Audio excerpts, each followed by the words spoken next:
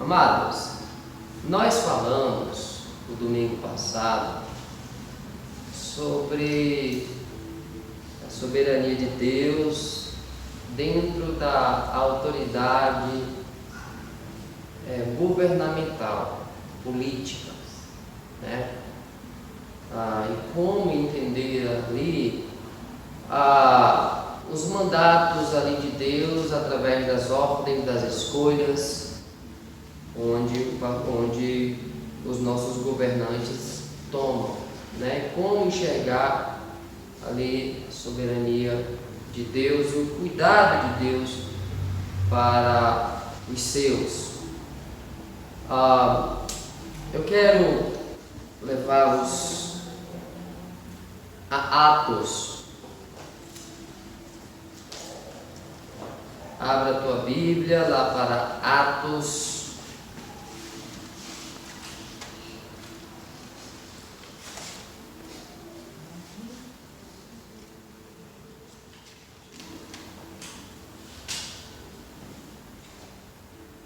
Atos 27,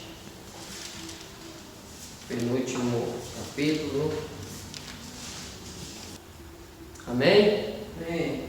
Ok, você que está na sua casa, se põe em pé, vamos todos ler com responsabilidade.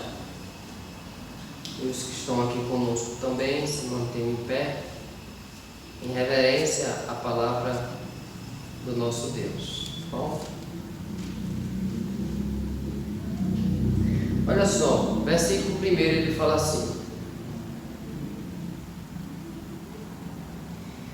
quando foi decidido que navegássemos para a Itália, entregaram Paulo e alguns outros presos a um centurião chamado Júlio da corte imperial. Ok, vamos ficar por aqui.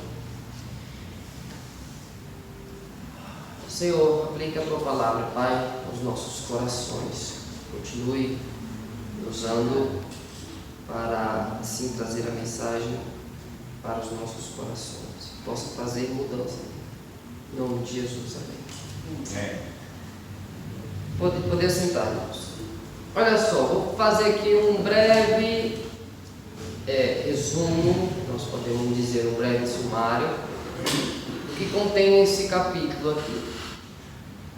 Bem, aqui, o primeiro versículo aqui já indica que Paulo era prisioneiro, estava indo para a Itália, certo?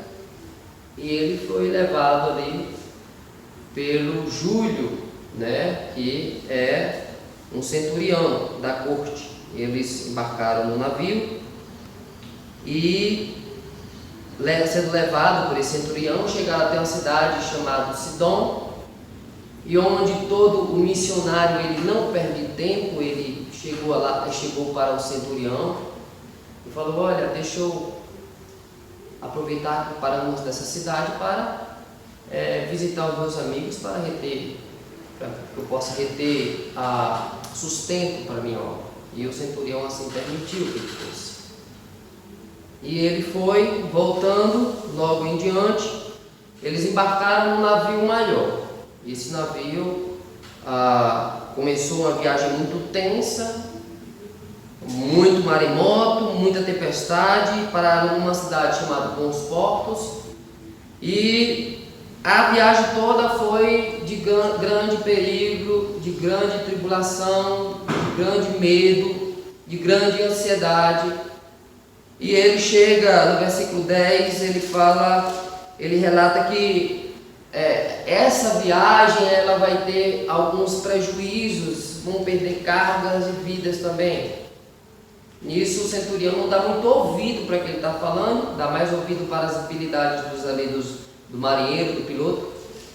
Mais na frente eles continuam naquela luta de maremoto, de turbulência no navio, onde eles não conseguiam enxergar o sol porque estava o céu fechado, não conseguiam ouvir estrelas porque estava o céu também fechado. Era dias ali de grande tempestade. E certa hora, ali até o próprio apóstolo Paulo, junto com alguns prisioneiros, relata que eles ajudaram ali, também com o centurião, ajudaram a conduzir a navegação, jogando algumas coisas para fora para que o barco ele se tornasse um pouco mais leve. E diante desse texto aqui, irmãos, a gente observa que mais na frente, o apóstolo Paulo, ele vai de encontro de novo falar com o pessoal, né? E ele vai dizer assim, leia comigo agora, versículo 22. Ele vai dizer assim: mas já agora vos aconselho bom ânimo, porque nenhuma vida se perderá entre vós, mas somente o navio. Porque esta mesma noite, um anjo de Deus, de quem eu sou e quem sirvo, esteve comigo, dizendo: Paulo, não temas. É preciso que compareças perante César, e eis que Deus, por sua graça abundante e infinita, te deu todos quantos navegam contigo. Aí Paulo, ele continua: portanto, senhores, tende bom ânimo, pois eu confio em Deus, que sucederá de modo que me foi dito. Porém, é necessário que vamos dar a lamaída, ou seja, a gente vai se esbarroar em alguma pedra. Irmãos, quando a gente se depara com esses versículos aqui, a gente vê o cuidado de Deus, não só para os seus, mas com aqueles que estão ao redor.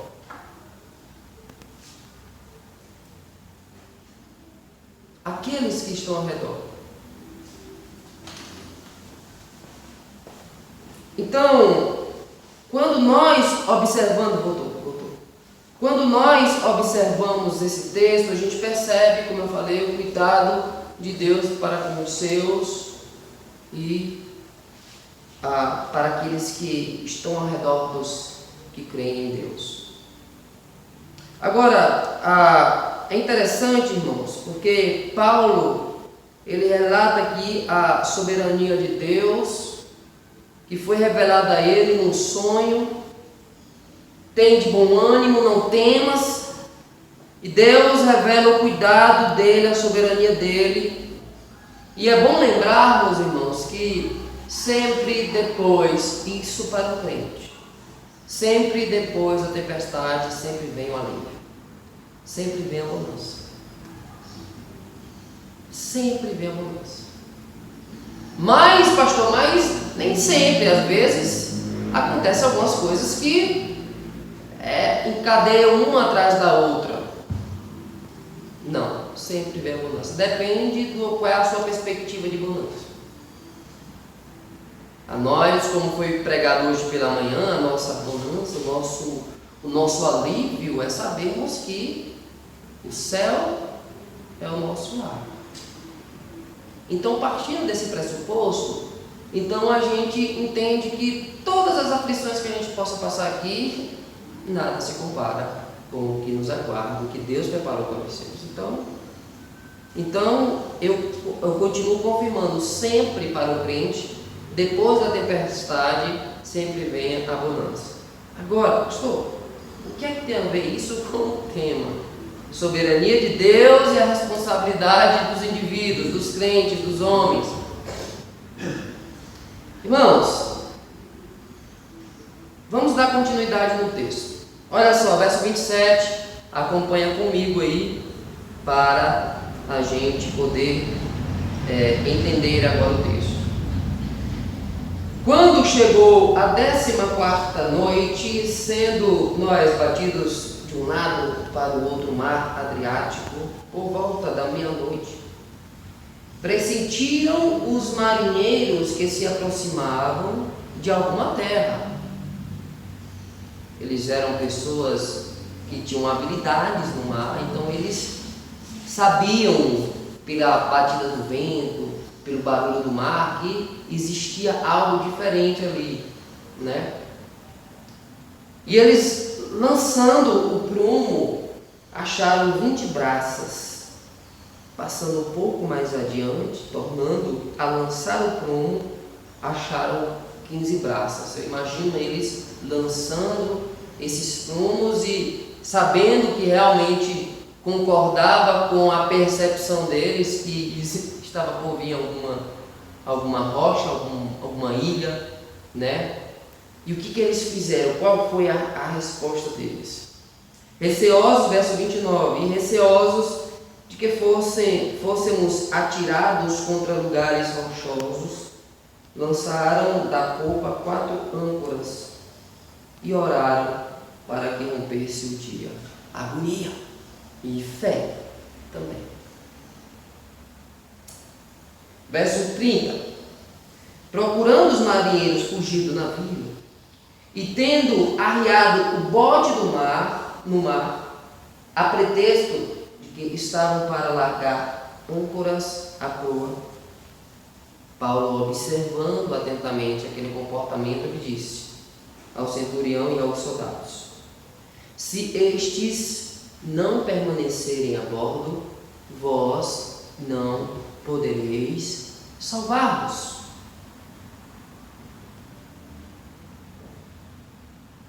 Chegamos na grande tensão teológica. Isso desde o Antigo Testamento ao Novo Testamento, nós temos esse modelo, esses blocos de tensão.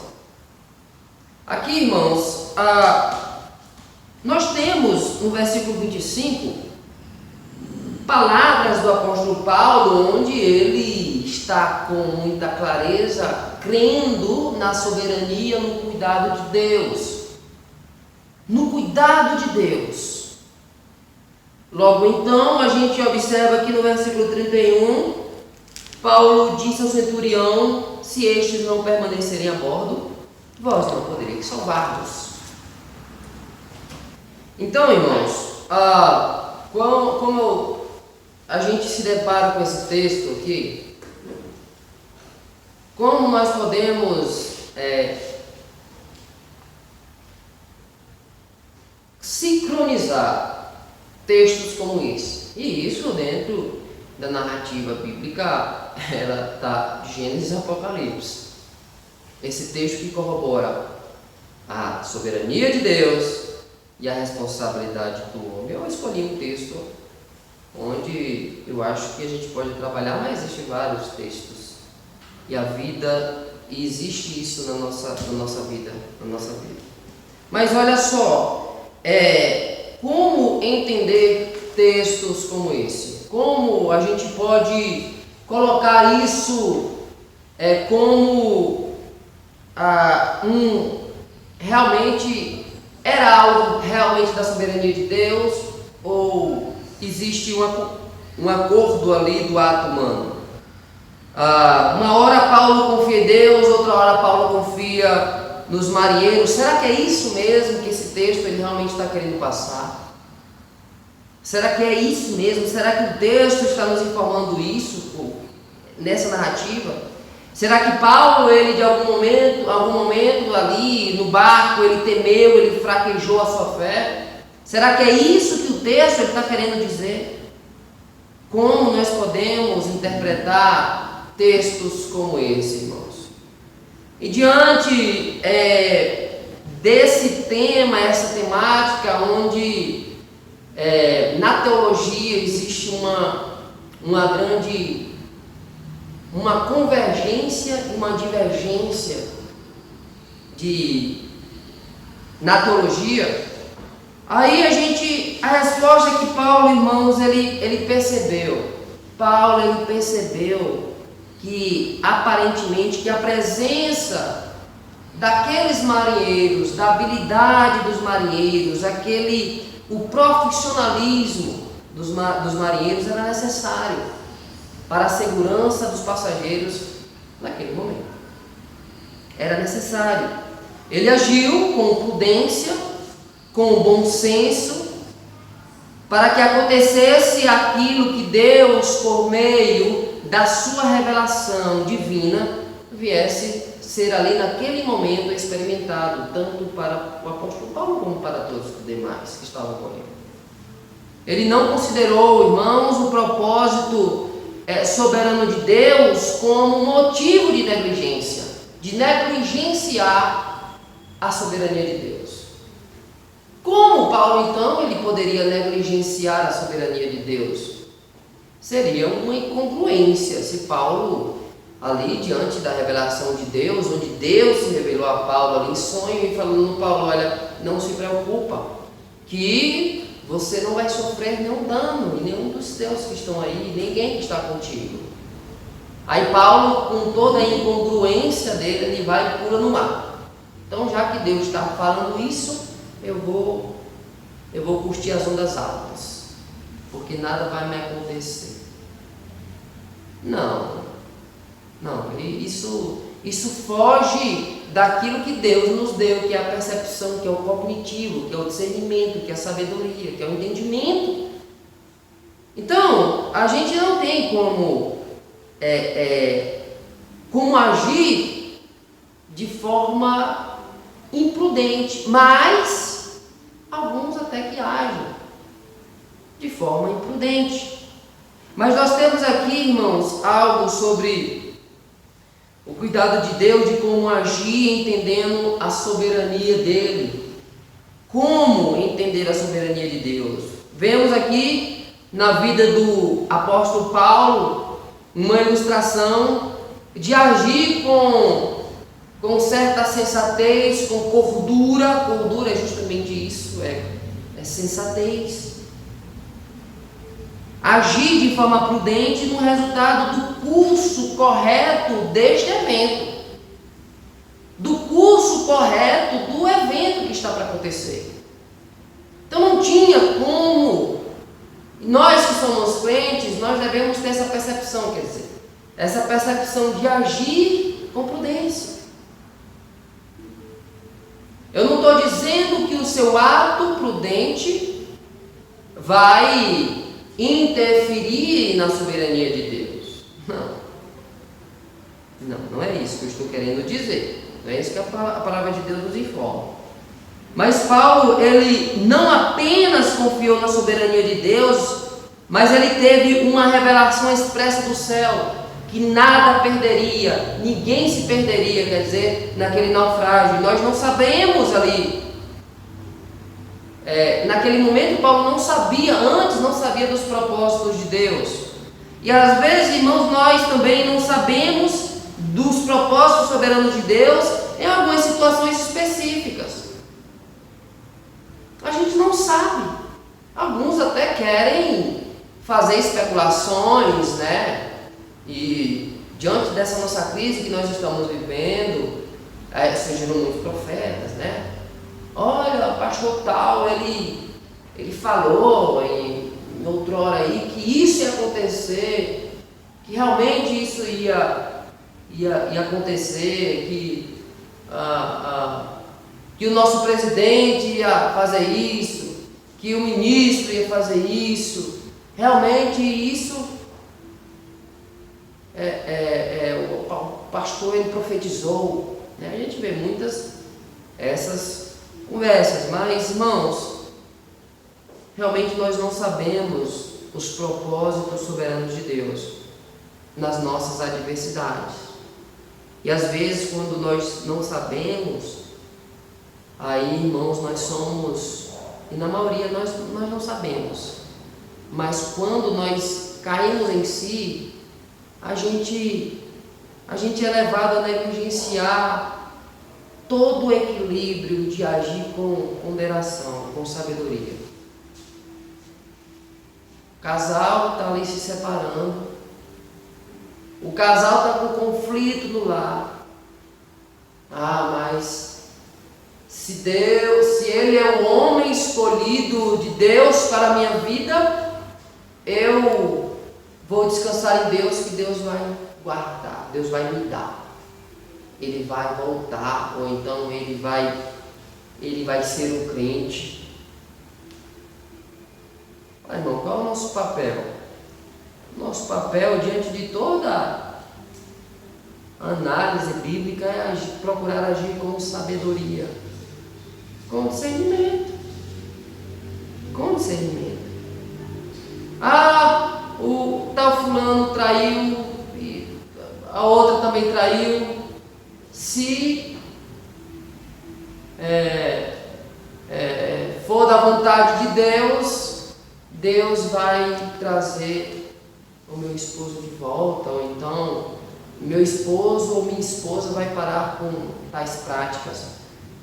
Irmão, joelho no chão. Qual é o nosso papel? Orar.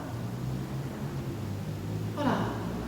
Isso é que é agir com sabedoria. Sabedoria em meio à soberania, os decretos de Deus, como fala lá em Salmo 71, 119, 71, né? Foi-me bom eu ter passado pela aflição para que eu reconhecesse os teus decretos. Então, nós precisamos passar por isso. E nós precisamos agir com sabedoria nesse sentido.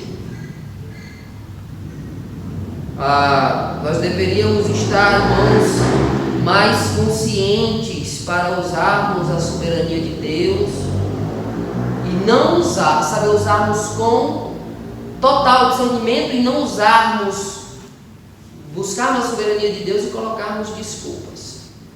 Se as coisas estão acontecendo isso é porque Deus não quer. Quem é você para dizer que Deus não quer? Você é Deus? Não. Qual é o seu papel? Orar. Orar. Está acontecendo algumas coisas que eu não enxergo ali Deus na situação. Você tem se dedicado à oração? Você tem orado? Você tem vivido isso, buscado isso intensamente? Não, então peraí, então você não está agindo com sabedoria. Então o erro está aí contigo. O erro está com você. Está comigo. De não agirmos com sabedoria. E nós deveríamos entender e buscar conhecer mais a Deus, para a gente não colocar desculpas e fugir dos nossos deveres da Bíblia. Dos nossos deveres. Eu não consigo educar meu filho ou minha filha, porque eu não sei como é que está, eu não consigo mais, não tenho mais paciência. E a gente vê que não entra nenhum contexto ali de debruça, que esse crente se debruça realmente na oração, intercedendo pelos filhos ou pelo marido. Eu estou pontuando aqui a família porque é algo principal na igreja, né? É algo principal. Agora, se tratando de oração, a gente fugindo um pouco do contexto aqui, a gente percebe que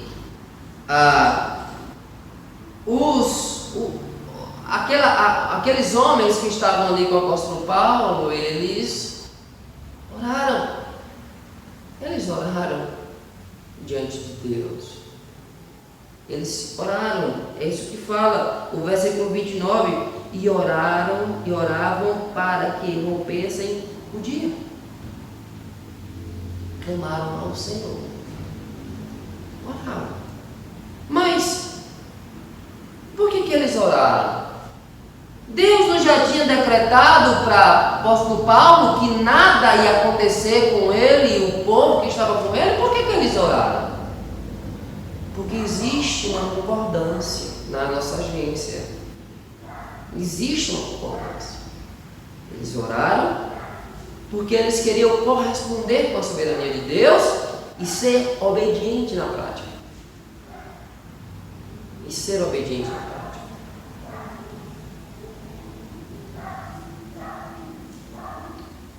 Tem um versículo, Filipenses, se você quiser abrir aí. Apesar que a gente só vai passar por ele. Filipenses 4, verso 6. É um texto bastante conhecido, eu já letei ele hoje pela manhã aqui. Se não andeis ansiosos de coisa alguma, em tudo, porém, sejam conhecidas diante de Deus as vossas petições. Sejam conhecidas diante de Deus as vossas petições. E ele continua aqui. Pela oração e pela súplica com ações de graça. Com ações de graça. E aí, irmãos, como nós temos correspondido às nossas ansiedades? Como nós temos respondido? Independente aqui da soberania de Deus, as petições, as orações, as súplicas, é como se Deus estivesse falando assim: olha, independente da minha soberania, vocês procurem me obedecer, tragam as suas petições, tragam as suas orações, suas ações de graça, independente da minha soberania, direcione todas para mim. Todas as suas aflições, direcione para mim. Todas as suas súplicas, direcione para mim. Não, a soberania de Deus aqui é de Deus, não é sua, não é minha. Deus que é soberano. E o conhecimento de que Deus é soberano, irmãos, tem um propósito de ser um encorajamento para orarmos. Nós oramos porque Deus é esse ser com essa supremacia. Nós oramos porque Deus é soberano. Nós oramos porque Ele é soberano e Ele nos responde. Você se lembra de Atos? Vai lá para Atos, volta lá para Atos de novo. Atos, versículo 4, capítulo 4. Nós lemos ele fazendo uma análise de forma,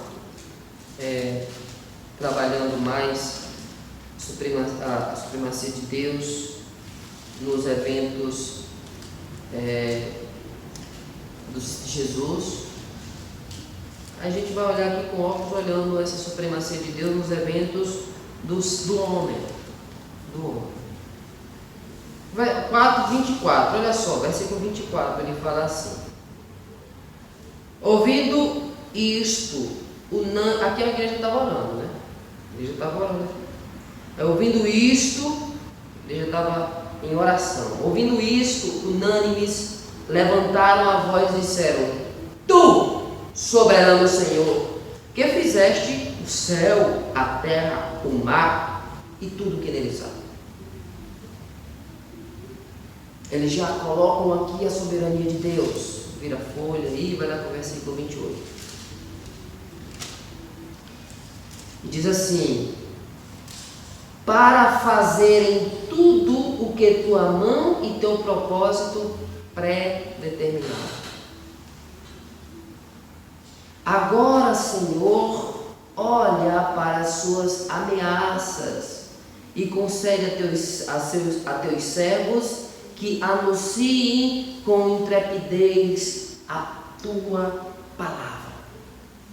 Anuncie com intrepidez a tua palavra. Os discípulos aqui, eles criam que na soberania de Deus, isso aqui é claro. Eles criam aqui na totalidade desse ser supremo que é Deus. Mas, irmãos, a gente observando aqui, a soberania de Deus era para eles um motivo de encorajamento para orar. Eles sabiam que Deus já tinha revelado pelos profetas este evento. E eles criam que pelo fato de Deus ser soberano, Ele é capaz de responder às orações deles.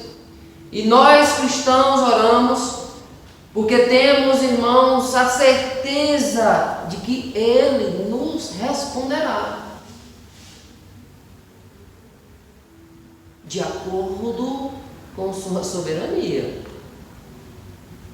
de acordo com a supremacia dele. Eles reconheceram os propósitos dos eventos passados. E eles falam aqui agora, Senhor, olha para nós. Agora, Senhor, olha para as suas ameaças e concede a teus servos, nós, a gente que anuncia com intrepidez a tua palavra. Vocês estão entendendo aqui, irmãos, que eles reconheceram nos tempos passados e agora eles querem reconhecer a soberania de Deus e o cuidado de Deus. E ele pede, Senhor, agora olha para as suas ameaças e concede teus servos que anunciem com intrepidez a tua palavra. Eles não presumiram em conhecer os decretos de Deus nos eventos futuros, não é isso. Mas eles sabiam que Deus havia ordenado para que eles fossem testemunhas de Deus naquele tempo, e por isso eles oraram confiante. Eles oraram confiante, eles oraram sabendo que o Senhor responderá, porque Ele é soberano. É como se Ele já tivesse aqui a tua resposta e espera a sua agência. Mas Ele sabe que você vai orar e também Ele sabe que você não vai orar. Deus é soberano. E olha só, irmãos, a oração, ela pressupõe a soberania de Deus. Presta atenção.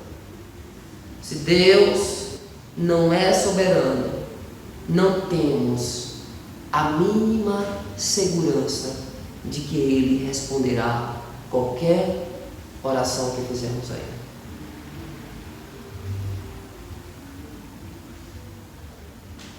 E essas nossas orações, elas não vão passar de meros desejos, meras vontades. Não é isso que a palavra de Deus nos informa sobre Deus. Nos informa que Ele é soberano e Ele tem cuidado e Ele tem reservado as nossas respostas, as nossas orações. Basta agora que direcionemos as nossas orações a Ele. Thomas Lee, ele escreveu algo interessante. Ele fala, assim como a oração sem fé é um esforço inútil, a confiança sem a oração é apenas uma vanglória presunçosa. Uma vanglória presunçosa. Aquele que promete dar e nos ordena confiar em suas promessas, também ordena que oremos. Também ordena que oremos.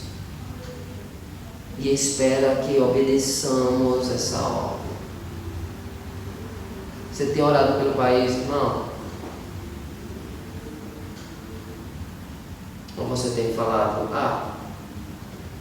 se já está nos decretos da soberania de Deus, tudo isso que vai acontecer, então não tem por que orar. A Bíblia não fala que nós devemos agir dessa forma. Como eu falei no domingo passado, a Bíblia também fala que tem os seus eleitos. Então por isso a gente vai fechar as portas da igreja. Não precisa pregar, mas a Bíblia fala ide. E isso é no gerúndio, né? Indo, pregando o Evangelho, ou seja, continuando, continuando, dando continuidade ao ministério do Senhor Jesus Cristo. Então, ele nos dá, esse Thomas Lee, ele falou que ele nos dará mas não sem que peçamos. Essa parte dessa frase eu excluí, porque eu acredito que Ele nos dá mesmo quando nós não pedimos, porque Deus é gracioso. Às vezes a gente ora e a gente não pede: Senhor, me dá um novo dia, me dá um bom dia, que hoje eu continue vivendo uma vida santa. Ele continua te guiando, mesmo sem você pedir. Você não pede, e às vezes a gente, quer dizer, muitos irmãos chegam na hora das suas refeições e não agradecem, né? O almoço, não pede: ó Senhor, que não deixe faltar na nossa mesa pão nosso. Mas Deus mesmo assim concede, Ele dá. A gente não pede saúde: Senhor, obrigado pela saúde, pelo Senhor me deu, continue mantendo-me para melhor te servir. Mas Ele dá.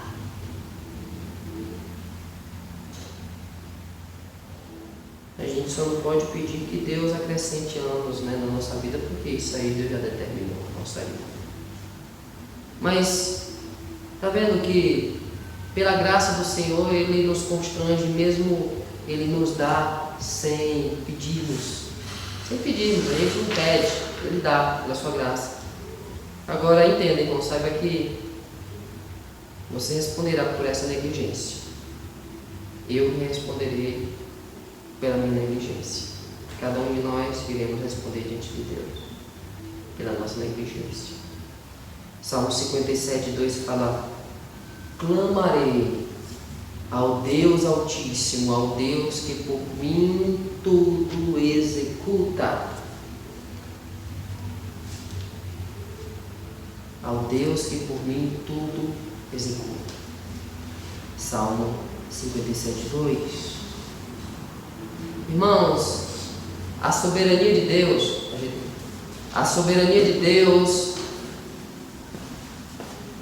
não só a soberania de Deus, irmãos, ela não anula a nossa responsabilidade de orar, mas ao contrário, ela torna possível a oração feita com confiança. A oração feita com confiança. A confiança que temos que Deus é soberano é a mesma confiança da resposta que obteremos dele.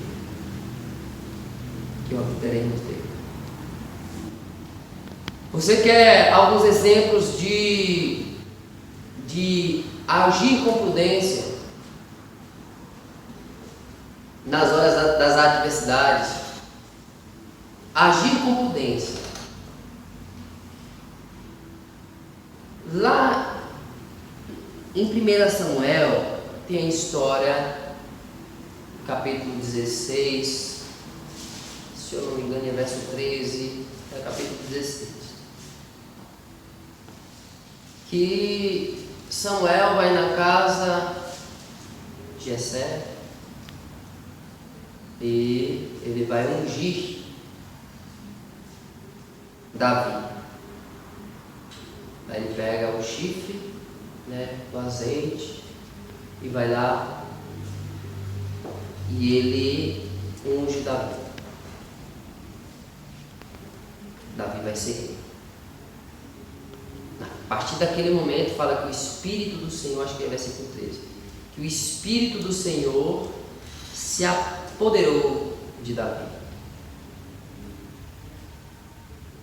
Davi ali, irmãos, ele estava em sã consciência, sabendo que ele iria ser o rei. Ele iria ser o rei que iria tomar, no lugar de Saul. Então, olha só que interessante. A história de Davi, o que aconteceu com Davi? Davi, ele foi perseguido por Saul. Você lembra toda a história? Ele foi perseguido por Saul. Seguido, Saul queria matá-lo, queria exterminar Davi. E o que aconteceu? Como Davi ele estava agindo? O rei Davi, ele confiava que Deus cumpriria o seu propósito para com ele. Davi, ele estava sabendo, irmãos, que ele foi o rei escolhido por Deus. Ele sabia que ele iria reinar no lugar de Saul. E como eu falei, Saul estava perseguindo Davi. Perseguia Davi para matar. Mas o que Davi, como Davi ele agia? Ele fugia. Ele fugia do rei Saul. Mesmo assim, sabendo que Deus já tinha decretado ele como rei, ele tomava as precauções possíveis para que ele evitasse ser morto. Ele agiu com ponderância, com prudência. Isso é o que é ter a percepção de agir para a glória de Deus. Quer outro exemplo? Você lembra de Neemias? Você lê lá Neemias, você vai ver a história de Neemias. Que ele era copeiro do rei Artaxerxes. E, em certo momento, chegou Anani e falou: olha, os muros estão derribados. E acabou a nossa cidade. Como é que a gente faz? Jerusalém está no chão. Aí Neemias, ele foi lá socorrer. Mas antes Neemias orou. Ele orou ao Senhor. E como é que foi a reconstrução daqueles muros? Você se lembra? Como é que foi? Neemias, na reconstrução do muro, o pessoal que estava ali trabalhando estava sofrendo muitas aflições. Quando ele estava tentando reconstruir os muros, e muitos queriam atacar ali Neemias e outros que estavam ali construindo, reformando os muros, na reconstrução dos muros. Neemias orou. E como eles agiram com prudência? Qual foi o ato que eles agiram com prudência? Na Bíblia fala, e Neemias fala que as pessoas que estavam reconstruindo o muro, uns com uma mão pegava a pá e com a outra estava com a arma. Ou seja, atentos. Eles estavam trabalhando atentos. O pessoal trabalhava e outros empunhavam as armas. Uns trabalhavam e outros empunhavam as armas, e muitos que trabalhavam também empunhavam as armas. Com uma mão trabalhavam e com a outra empunhavam as armas. Ali alerta.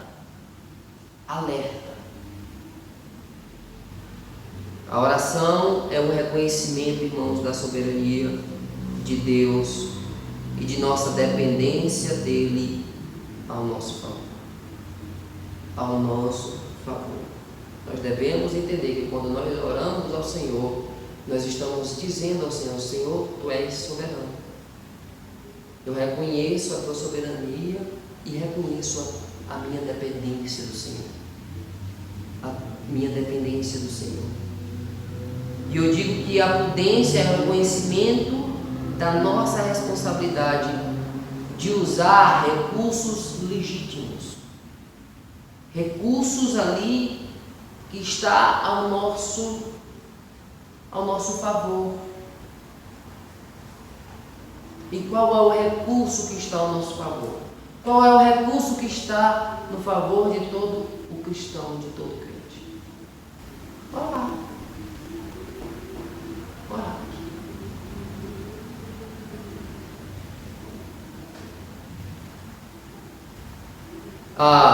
Nessa construção aqui, teve um rapaz que ele fez uma oferta para a gente. E eu falei: irmão, a única coisa que eu posso agradecer ao irmão é orar.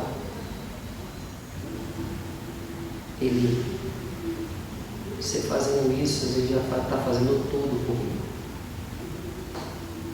E aquilo me impactou quando ele falou isso. Você fazendo isso, está fazendo tudo por mim. Muito mais do que eu estou fazendo aqui, ajudando aqui. E olha que nem é a nossa igreja. A maioria das pessoas que nos ajudaram foram pessoas de fora. Mas é isso, irmãos. Nós devemos agir com prudência. Se você está passando por dificuldade na sua casa, no seu trabalho, procure agir com prudência. Não procure dizer, Deus é soberano, Ele vai cuidar de mim. Não. Não é assim que a banda toca. Não é assim que Deus age. Deus é soberano e Ele quer respostas. E Deus vai cobrar de nós quando nós recorremos a outras coisas e não a Ele, e não a Deus. A Bíblia fala que se o Senhor não edificar a casa, em vão trabalham os que edificam. Então quer dizer que se o Senhor edificar a casa, eu não preciso trabalhar? É isso então? Esse versículo fala isso. Então se o Senhor edificar a casa, eu não preciso vigiar. É isso que a palavra de Deus fala. Haja com prudência. Haja com prudência de acordo com toda a historiografia, a historiografia humana, bíblica, cristã. Humana não, a historiografia de homens cristãos. Desde o Antigo Testamento até os nossos dias. Agir com prudência, sabendo que nós responderemos diante do Senhor. Irmãos, muitas coisas a gente pode abordar aqui sobre a soberania de Deus, sobre o cuidado, o zelo de Deus para com o seu povo. A gente podia passar horas e horas aqui falando sobre isso, falando sobre a soberania de Deus e mostrando eventos na Bíblia que corroboravam com homens que agiam de forma que louvasse ao Senhor. Porque a forma como Paulo agiu aqui, ele orou e ele agiu, olhou e falou: olha, se aqueles homens não estiverem conosco, nós não seremos salvos. Aqueles homens, eles vieram para ser úteis aqui nesta embarcação. A gente disse que há atenção teológica. E a atenção teológica sobre esse assunto, ela não é uma atenção na perspectiva de uma divergência. Não é isso. Não é algo contrário. Quando fala atenção, não é algo contrário. Não, é algo que caminham juntos. E é difícil a gente conseguir encaixar e entender a soberania de Deus e essas relações humanas, como agir. Mas a Bíblia, ela nos dá muita clareza. Haja com prudência. O Senhor Deus nos abençoe e que nós, como crentes em Cristo, nós possamos agir com prudência, dando respostas, respondendo e correspondendo para a glória do Senhor nas adversidades, nas aflições. Está aflito, está com problema, está com lutas, ore, entrega ao Senhor nosso Deus. Amém?